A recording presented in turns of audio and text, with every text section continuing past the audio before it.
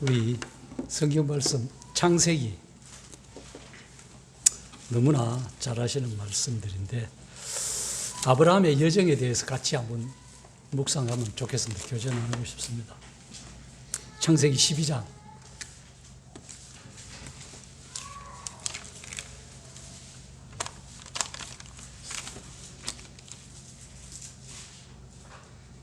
창세기 12장부터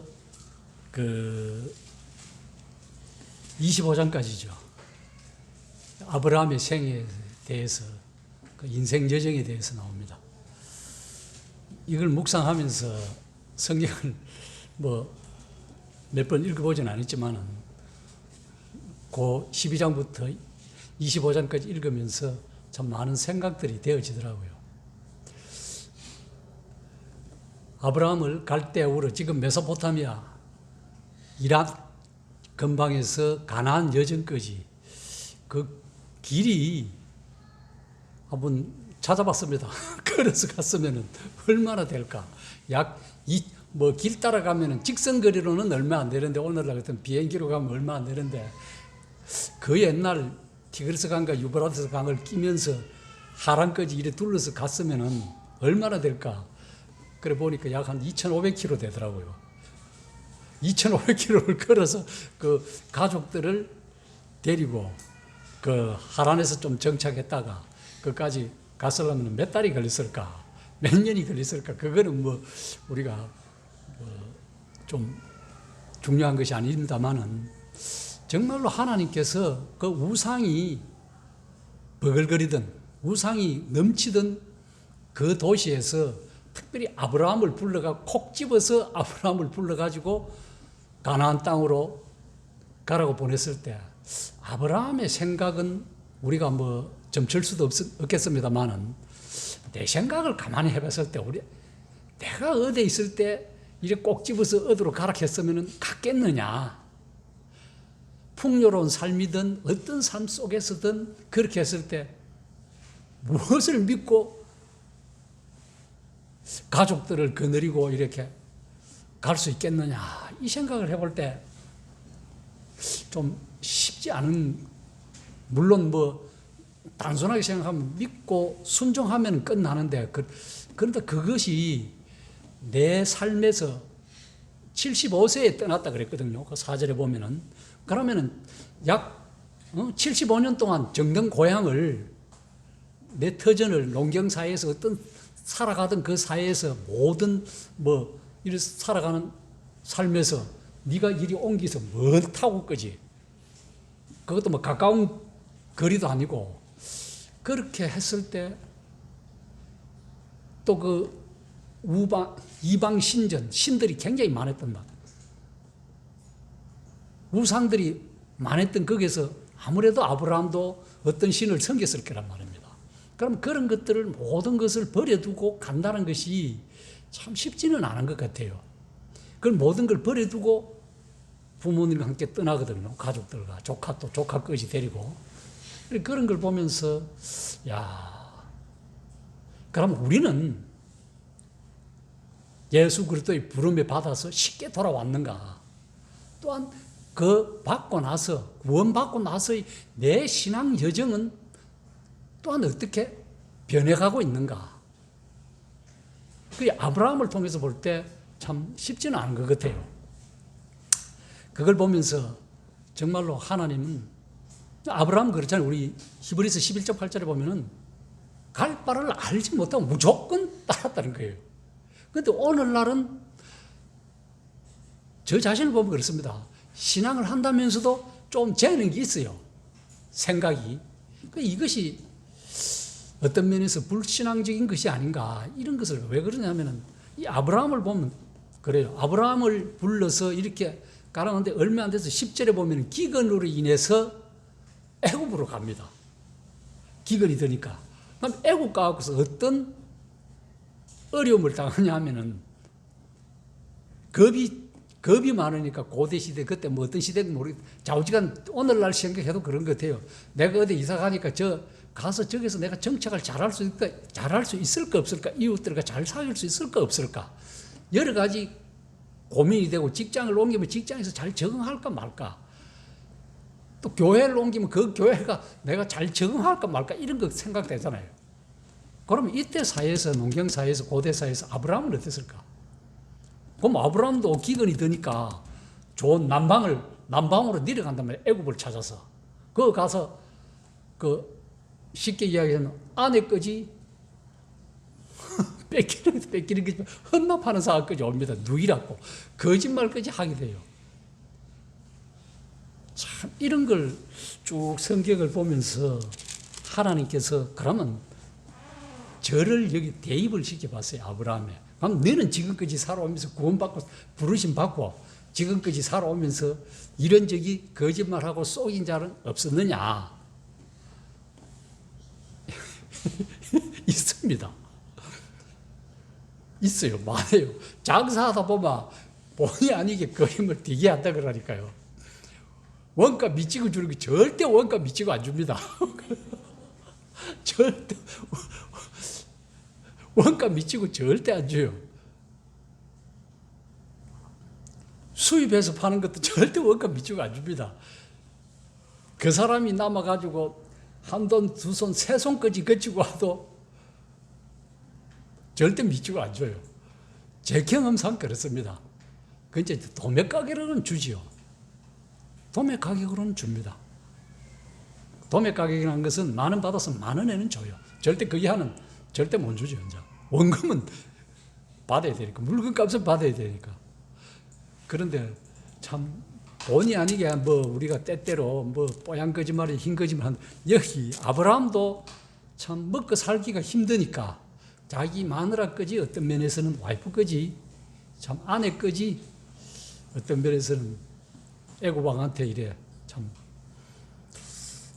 잘못된 길을 보고 이게 연약한 거예요. 그 먼 곳까지 고향을 떠나니까 타국에 가니까 얼마나 어렵고 힘들겠습니까? 가족들은 많더라도 두려움이 있지요. 기근 일나니까 가족들 어떻게 먹이 살릴까? 이거 걱정 안 되겠습니까? 그러니까 남방 땅, 물 좋은 땅으로 흘러서 기근 없는 땅으로 흘러가다 보니까 두려움에서 나중에는 이 인간의 연약한 모습입니다. 어떤 면에서는. 소중하잖아요. 제일 소중한 걸 버리는 거예요. 우리의 육신적인 소중한 것. 그 영적인 것이 아니에요. 이런 걸 보면서 이것이 참 이 구속적인 그 성경 정체에 흐르는 구속의 언약입니다. 이것을 통해서 이 아브라함 계통을 통해서 우리 메시아가 오잖아요. 유다 계통을 통해서 자손을. 이것을 아멘 상징적으로 표현해 주는 것 같습니다. 요즘 우리 직장에 그 아프가니스탄 애들이 많이 와 있어요. 한 8명 와 있는데 10명 와 있다 2명 가고 8명 와 있는데 거기서 딱 신실한 사람 한 사람 딱 있습니다.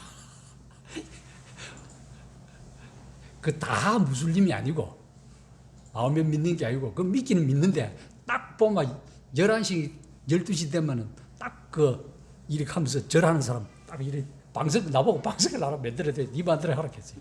그 뭐 쪼가리 해가지고 딱 보면 점심 먹고 딱 나면 지 혼자 저 가서 신실하게 이렇게 구부리고 절해요. 경배한다. 그게 습관화되더라고요. 그런데 그 나머지 7명은 그냥 너는 안 하는 관계야. 막 그냥 대답도 안 해요. 그래 그걸 보면서 이 말씀을 묵상하면서 나는 세상에서 신앙생활을 한다 그러면서 이 사람하고 별반 틀릴 것이 없다. 이 8명 중에서 한 사람은 참 그래도 그 자기 신에게 경배를 한단 말입니다. 우리는 이 세상을 살아오면서 나는 이런 불신앙적인 이 7명과 같이 불신앙적인 삶을 살한 적이 없는가? 이 아브라함의 연약함을 볼 수. 저는 그러면서 참 하나님 나라의 믿음의 조상이요 백성들의 아버지인 이 아브라함을 통해서 우리의 신앙적인 여정, 한번 생각해 보고자 했습니다. 한번 생각을 해볼 때 참 부끄러움이 많았습니다. 그러나 다시 한번 이걸 그 사람들을 보고 또한 이걸 묵상하는 계기가 되어서 내 자신을 보면서 이제는 참 안 그래야 되겠다 이런 생각은 드는데 참 지금까지의 삶을 돌이켜보면 부끄러운 삶이었다 이런 생각이 듭니다. 참 우리는 아브라함의 이 신앙 행로를 통해서 아브라함의 삶을 바로 후손인 예수 그리스도의 삶을 직접 신약 성경을 통해서 우리는 목도하지 않습니까? 그러면서도 이렇게 살아가지 못하는 것이 정말로 참 제 자신을 보면서 안타까웠습니다. 그러면서 다시 한번 이러한 삶이 아니어야 되겠다.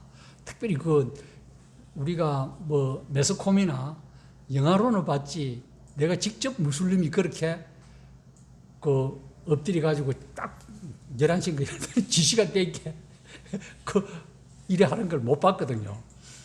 그러면서 이제 그걸 보면서 내가 참 양심에 좀 가책이 돼서 나는 저래 다른 데가 저래 했으면 나는 저래 안 했는데 이런 생각이 들더라고요. 들면서 다시 한번 지금까지 그래도 이렇게 참 보살펴 주신 것이 정말로 하나님의 은혜다. 그런 생각을 해보게 되었습니다. 참 이성적이고 합리적으로 따진다면 절대로 자기 고향을 떠날 수 없습니다. 정말로 믿음은 순진하고 단순한 것 같아요. 이것저것 계산으로 생각으로 따진다면 절대 믿을 수 없는 것이 삼위 되신 하나님이고 우리 주 예수 그리스도의 은혜입니다. 누가 감히 죄를 위해서 십자가에서 그 저주의 처형틀에서 죽겠습니까? 절대 죽을 수도 없는 거죠. 죄를 위해서. 그러함에도 그것을 믿는다는 것 자체가 너무나 큰 은혜죠. 말할 수 없는 은혜입니다. 이 구원받는 자체가 정말로 너무 말 맞다나 참 기적이고 이적이에요. 우리의 영혼이. 우리 신앙이 무엇이겠습니까? 바로 믿음과 순종으로 우리의 의지를 끊고 결단하는 것 아니겠어요? 그래서 그리스도 예수 안에서 말씀하신 하나님의 영생의 약속을 믿고 그 믿음의 길로 내 삶을 온전히 걸어가는 것이 신앙의 여정입니다. 아브라함이 그랬어요. 순종이란 하나님의 말씀에 계시된 하나님의 뜻을 따라 우리가 살아가는 겁니다. 하나님께서 우리에게 하라고 하신 것을 거부한다든지 하지 말라고 하신 것을 행한다면 아무리 사소한 것이라도 하나님의 축복을 받을 수 없을 겁니다. 우리가 성령님을 통해서 우리 속에 내주하시는 성령님을 의지해서 기도하잖아요. 아무리 하찮은 것이라도 우리 마음에 걸리는 것이 있다면 하나님 앞에 자백해야 됩니다. 그래야 하나님으로부터 축복을 받는 길이 됩니다.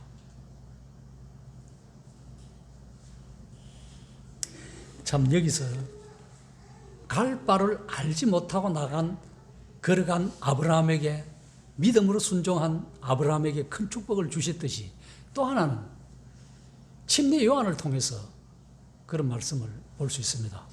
왜 이런 생각이 들었냐 하면은 누가복음 3장에 보면은 그 침례 요한한테 유대인들이 세례받으러 옵니다. 그때 침례 요한이 7절에 보면 3장 7절에 보면은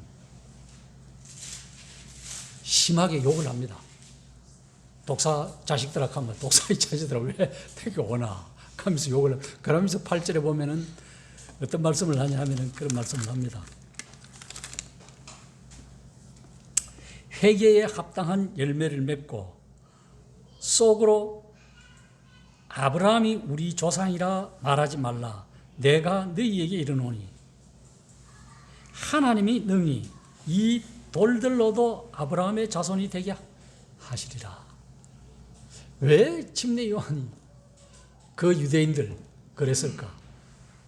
가만히 생각해 보니까 유대인들은 오실 메시아를 기다렸잖아요. 그만큼 기다렸음에도 불구하고 실제적으로 오셨다 이야기하니까 안 믿는 거잖아요.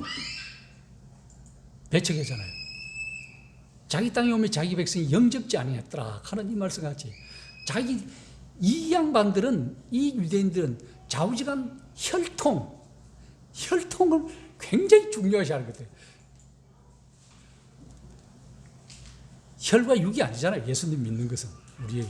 그런데도 이 유대인들은 이렇게 하다 보니까 오신 주님을 안 믿는 거죠. 그러니까 요한이 얼마나 그겠으면은 그런 심한 말을 했겠습니까?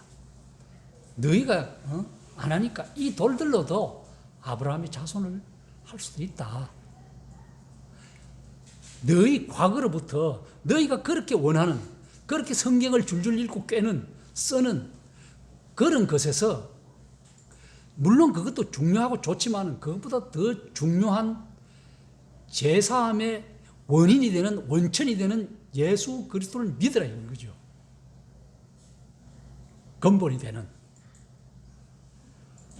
이 그런 것에서 과거 너희들이 지금까지 율법이나 이런 행위나 타는 이런 것부터 돌아서라. 아브라함이 자기 고향 친척 우상들로부터 돌아선 것 같이 돌아서라 이거죠. 그래서 침례 요한은 아브라함이 예를 들은 것 같아요. 너가 그만큼 믿음의 조상이라는 그 아브라함이 우상이 우글거리는 갈대우르에서 분에서 가나안까지 여정 간 것이 과거 너희들이 믿었던 아버지 조상 데라가 믿었던 다른 신들을 믿었어요. 그것이 성경에 기록이 되어 있습니다. 여호수아 24장의 2절에 보면요. 여호와 하나님께서 그렇게 너희들이 믿던 다른 신들을 믿던 너희 아버지 아브라함의 아버지 아브라함의 아버지 그다음에 나홀의 아버지 데라가 믿던 다른 신들 그러니까 결국 아브라함도 믿었다는 거예요. 우방 거기 믿었던 데서 떠난 그 아브라함을 너희가 믿었듯이 근데 왜 안 믿느냐 이거죠. 예수 그리스도를. 그렇게 과거 잘못된 데서 너희들이 돌아서라 회개하라 이거죠. 오늘날 우리 신앙하는 사람들은 어떤가? 저 자신을 다른 사람들은 생각합니다. 그러면 나 자신은 이런 구원받고 난 이후의 삶에서 쭉 신앙해보면서 불신앙한 적이 없던가? 많죠. 많습니다.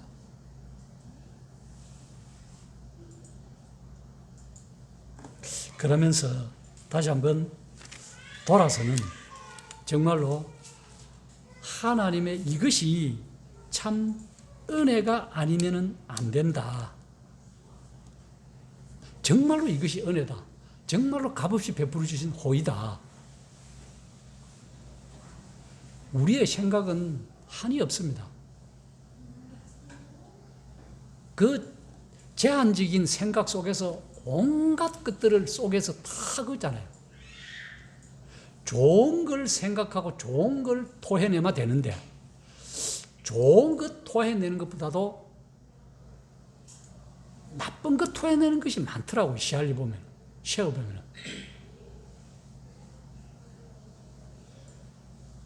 저도 그런 예를 들었고 들어보고 또한 듣습니다만은 지금 구중물 있잖아요. 지금 사람들은 구중물 가면 요즘 아들은 구중물 캐도 잘 못 알아듣더라고요. 옛날에 시골에 보면 구중물은 소 여물통에 들어가잖아요. 돼지나 소 여물 주는데 많이 씁니다. 그거 보면 집에 설거지하고 나면 모든 구중물통에 다 들어가요. 쌀뜨물부터 시작하고. 근데 그거 보면은 온갖 메르치, 머리, 온갖 찌끄리기가 다 들어가 있습니다. 참 깔아앉아 있을 때는 맑게요. 근데 그 휘저으면은 온갖 것들이 다 올라오잖아요. 제일 처음에 제가 교회에 와서 그런 비유를 들었습니다. 형님들이 복음 전할 때 사람 인간 속은 그렇다. 그러면서 복음서에 나오는 온갖 사람들이 가지고 있는 욕망들 이것들이 속에 다 있다. 똑같다. 항상 그것이 생각나면서도 그걸 절제해야 되는, 인내해야 되는데 못하는 것이 참 안타깝더라고요. 이 성정이 못됐죠. 한마디로. 저 자신이 성정이 못됐습니다. 성품도 좋지 못하고.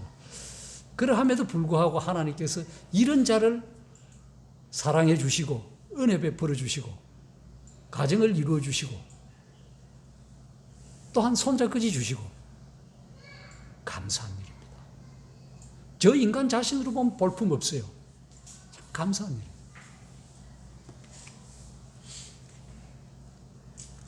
이런 약점, 참 갓 구원받은 자나 성숙한 자나 누구나 결점과 약점이 있습니다. 그럼에도 불구하고 하나님이 은혜 베풀어 주신 거예요. 그럼에도 불구하고 참 하나님의 그 섭리입니다.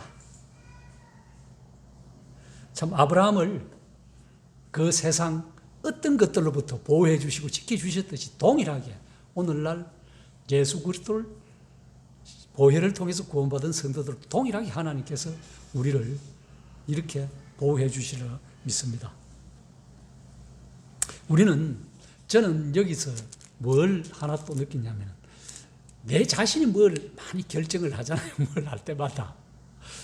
그런데 참 저는 그렇다. 내가 이 자신이 결정하는 것 자체가 불신앙이다. 이런 생각이 들어요. 내가 구원받았으면은 구원자인 구세주가 나의 주인이고 하나님이 우리 주인이잖아요. 주님하고 이래 하는데 그럼 내가 결정을 안 해야 되잖아요. 무슨 일을 할 때마다. 근데 다 내가 결정하는 거죠. 그 다음에 결정하고 나서 주님 뭐 이렇게 해 주십시오. 이거 알아면 돼. 이것이 정말로 틀렸다는 거예요. 이 불신앙이에요. 먼저 하나님 앞에 아뢰고 이래 한데 이거 어떻게 했습니까? 이거 하겠습니까? 이거 뭐 이래 돼야 되는데 주권자가 내가 아니라는 거죠. 내 자아가 아니라는 거예요. 그런데 내가 주인같이 항상 그걸 결단하고 실행한다는 거죠. 그래서 다시 한번 이거는 아니다.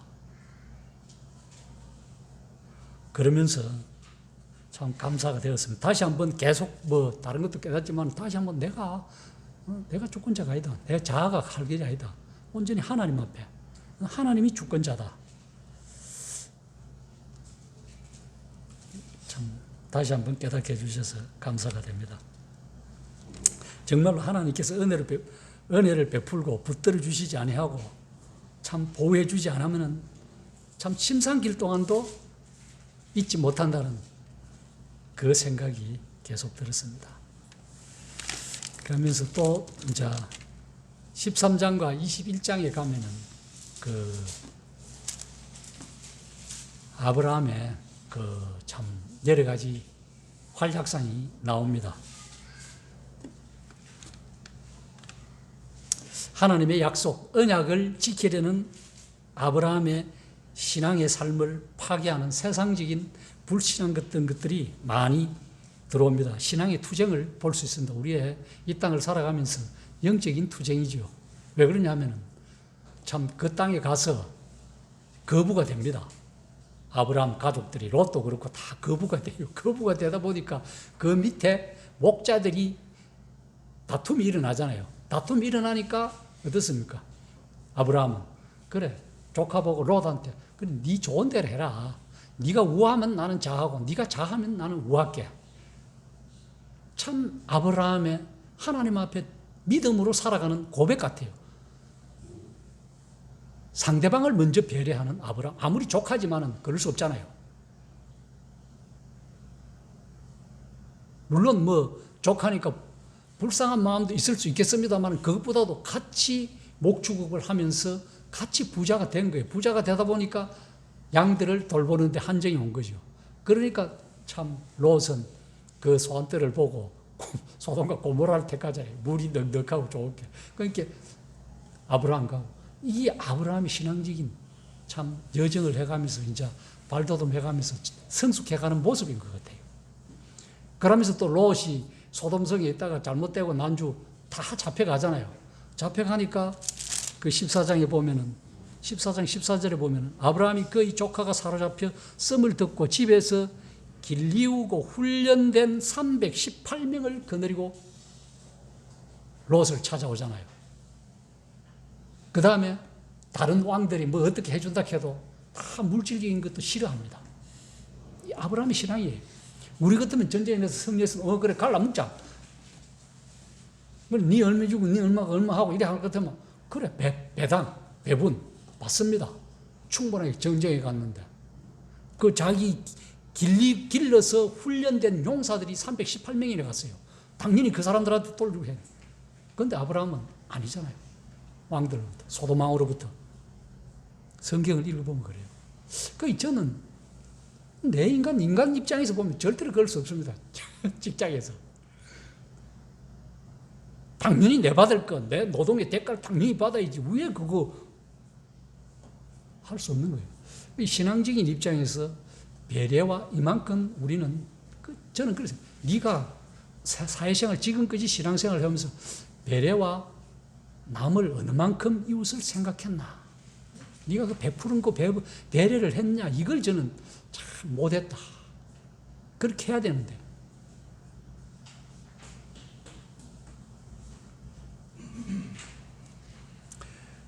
아브라함은 물질주의를 결국은 이겼다는 거죠. 그러니까 하나님께서 비 오니까 크게 채워주신 것 같아요. 하나님께서. 그 다음에 전쟁, 폭력에 대해서도 이겼죠. 그럼 저는 이걸 보면서 왜 하필 318명일까? 숫자가 정확해요. 물고기들 잡아도 몇 마리. 사람 숫자, 그래서 저는 문득 드는 생각이, 교회가 정말로 길이우고 훈련된 318명이면은 우리 대명동 교회는 굉장히 크겠다. 그러면서 또 기도원의 무릎 꿇지 않는 손으로 물도 먹는 300명의 용사.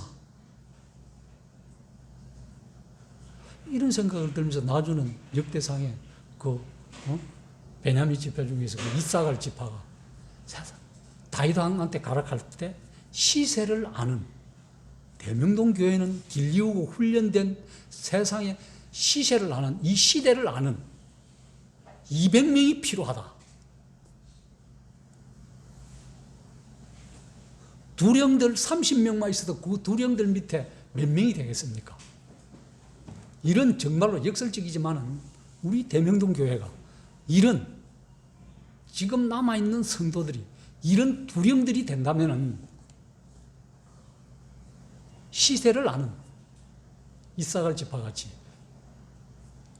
이런 것이 된다면은 우리는 하나님으로부터 축복과 부흥을 받지 못할 수가 없다.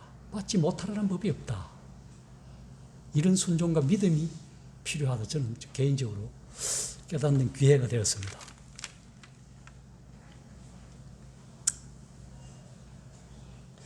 이걸 보면서 또한 그 아브라함의 그 취한 행동, 불의를 두려워하지 않고 소수의 무리로 다수를 이긴 이 아브라함을 보고 이 땅에 오신 우리 주 예수 그리스도 홀로 당신 오신 주님을 또 생각해 보게 됩니다. 주님이 이 땅에 오셔가지고 참 제자들 12명에서 70명, 나중에 120명, 500여 명의 성도들이 주님이 올라가시는 것을 봤다는 거잖아요.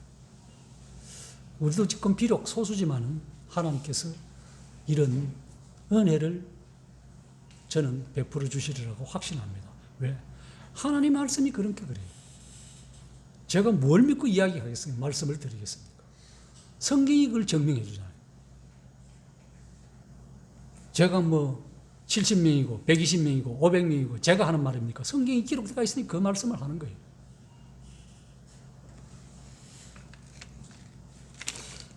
물질을 핑계로 자신을 유혹하는 소돔왕과 타협을 거부했죠. 14장 20절부터 24절을 보면. 우리도 참 얼마나 이렇게 하면 좋겠습니까? 그게 쉽지 않죠. 제 생각은 제 생각에는 쉽지가 않아요. 쉽지 않아요. 참 우리 성도 우리 형제 자매님들은 그러지 않으라고 믿습니다. 세상에서 힘을 불이하게 휘두르는 온갖 세력들을 복음으로 하나님의 말씀으로 물리쳐야 되고 우리가 그게 순응해야 돼. 반응을 해야 돼. 하나님 말씀에. 그렇지 않으면 우리도 쉽게 거기 유혹돼서 그 물질에 타협하게 되면은 성경을 읽을 때 하나님 앞에 부끄러움이 자꾸 오지, 가책이 되죠. 이렇게 자꾸 되다 보면은 더 좋아지는 것보다도 양심이 무뎌져 간다는 거예요. 딱딱해져 간다는 거예요. 굳어져 간다는 거예요.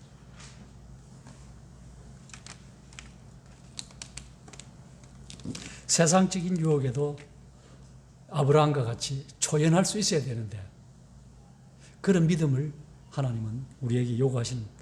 그것이 바로 세상에 대한 온전한 승리자의 모습일 겁니다. 왜 그러냐면은 그 요한일서 2장 14절에서 17절까지 보면은 그런 말씀이 있습니다.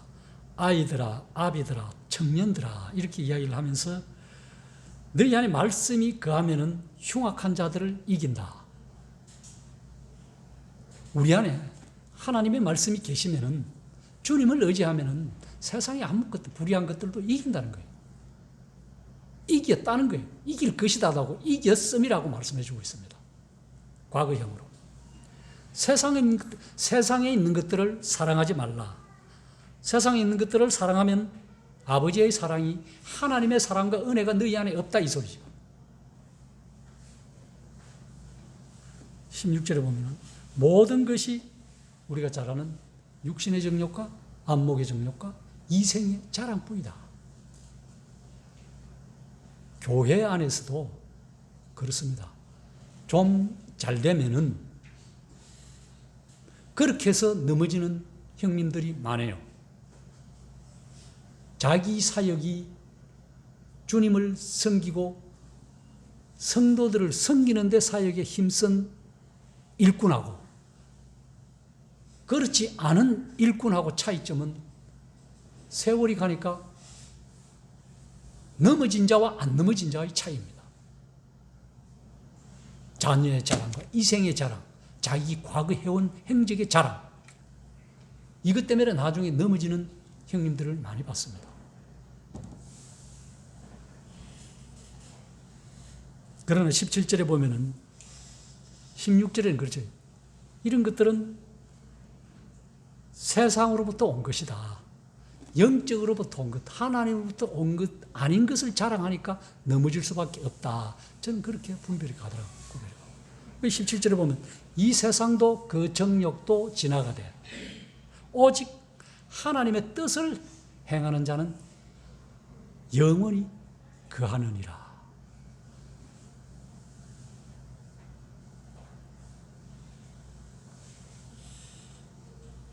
참 하나님 앞에 이런 은혜로운 말씀을 깨닫게 해주는 데 대해서 다시 한번 감사가 되었습니다. 이 아브라함의 신앙의 정점은 어디 있겠습니까? 창세기 22장에 있습니다. 자기 아들을 바치는 것. 물론 이것이 오실 예수 그리스도의 표상이요 상징이지만 어쨌든 네 독자 아들 이삭을 바치라 하니까 이 많은 여정 끝에 진짜 노후에 낳은 자녀, 나중에는 그 하가를 통해서 이스마엘이나 후사로 삼자 하니까 아니다. 네 씨를 통해서 이게 아니고 너를 통해서 씨를 줄 것이다. 그 이삭을 13년 후에 이삭을 받잖아요. 그런데 거기 다 이제 어느 정도 청소년으로 성장해서 정말로 이제 요즘 세상 말로 하면 노후 이제 아들, 딸 시집 장가 잘 보내고 이제 노후에 살만하니까 편안한 삶을 하니까 뭐 세상으로 갔다 그디 이제 아브라함도 이제 참 부귀영화 이제 하나님을 잘 섬기고 뭐 어떤 뭐 연약했든지 투쟁을 지냈든지 신앙적인 여정을 이런 걸 다 지내고 이제 정말로 이삭을 넣고 이제 편안하게 이제 좀 어째 하나님을 잘 섬기고 평강을 찾으면서 지내갖고 이렇게 살아볼까 이렇게 생각했는데 하나님께서 덜컥 네 아들 이삭을 바치라 하니까 참 인간적인 측면에서 얼마나 갈등과 고민이 됐겠습니까? 그런데도 여기서 아브라함은 한 점 주저없이 성경을 읽어보면 하잖아요. 그러면 저도 생각해 보니까 아이고 소리가 좀 나와요.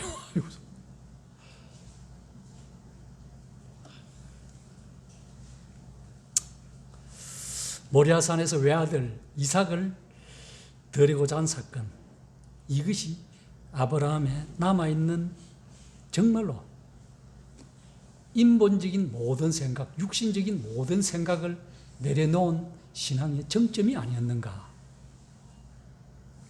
여기서 참 우리의 육신적인 모든 자아를 정말로 영적인 삶으로 성화하는 이런 때가 아니었는가, 그런 생각을 해보게 됩니다. 하나님께로부터 온전한 믿음의 조상으로 받는 정말로 계기가 되었지 않나, 이런 생각을 합니다. 우리 자신을 드리는 것보다 더 귀한 것이 어디 있겠습니까? 우리는 죽어서 영생의 부활로 하나님 앞에 설 자들이에요. 주님이 십자가에서 사흘 만에 부활하신 것 같이 우리도 언젠가는 영생의 부활로 살아나서 참 하나님 앞에 말로 표현할 수 없는 아름다운 선율로 우리 마음으로 찬양을 드릴 것입니다. 우리가 이 땅에서 무엇을 하고 잘했니 못했니 다들 예수님의 십자가의 그 고난을 생각하면 어떤 상급을 받더라도 주님 앞에 드리지 않을 수 있겠습니까? 우리 모두 다 정말로 아브라함이 참 아무 생각 없이 마지막에 그렇게 편안할 때 하나님 앞에 아들을 바치라 했을 때 바친 것 같이 우리 자신들을 정말로 하나님을 위해서, 교회를 위해서 하락하면 어느 정도 어폐가 있습니다. 물론 모인 무리가 교회지만은 오늘날은 사람들은 그렇게 생각을 안 해요. 교회도 거룩하지만은 이보다 더 하나님을 섬기면 결국은 교회를 섬기는, 교회를 섬기는 것은 성도 각자를 섬기는 거예요. 그래서 피차 뜨겁게 사랑하고 피차 섬기고 피차 존경하고 피차 서로 나누라는 것이 성경 사도 바울이 서신서에 쓰신 내용입니다. 그걸 보면서 정말 저는 다시 한번 이 아브라함의 마지막 아들 이삭을 드리는 이걸 보면서 네 자신은 어느 만큼 하나님 앞에 드렸느냐. 네 지옥에 갈 그 사망에서 건져준 그 예수 그리스도의 은혜로 살아가면서 그 피를 의지하면서 살아가면서 너는 어느 만큼 하나님 앞에 헌신적인 삶을 네 자아를 내려놓고 드렸느냐. 네가 이것을 생각해보라. 이런 생각을 저는 가지면서 어쨌든 또한 말미에 하나님 죄송합니다. 이런 참 기회가 다시 한번 묵상할 수 있는 기회가 돼서 저 혼자 감사가 되었습니다. 우리 성도님들도 동일하게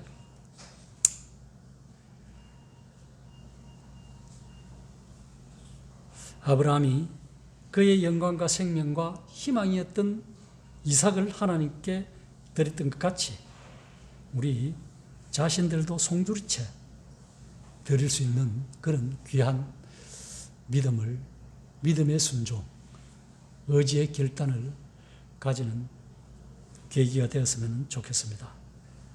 참 이런 축복, 우리 자신들은 예수 그리스도를 통해서 이미 큰 구원을 받은 이것만큼 더 귀한 은혜가 어디에 있겠습니까?